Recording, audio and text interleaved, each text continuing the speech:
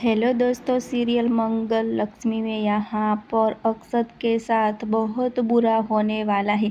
लेकिन दोस्तों यहाँ पर तो मंगल भी बहुत परेशान हो जाने वाली है, क्योंकि यहाँ पर एक तरफ आदित्य भी बहुत मुसीबत में फंस जाने वाला है और अक्षत की जान भी बहुत मुसीबत में फंस जाने वाली है। जी हाँ दोस्तों, आप हमें कमेंट करके ज़रूर बताना कि मंगल को सज़ा मिलने वाली है कि अक्षत को सज़ा मिलने वाली है, क्योंकि यहाँ पर अक्षत बहुत मुसीबत में फंस जाने वाला है और आदित्य भी बहुत मुसीबत में फंस जाने वाला है। जी हाँ, आगे देखने के लिए सब्सक्राइब करो और कमेंट करके ज़रूर बताना कि आदित्य और मंगल की जोड़ी आपको कैसी लगे है और अक्षत की सज़ा किसको मिलनी चाहिए। जी हाँ दोस्तों, फिलहाल लिए बस इतना।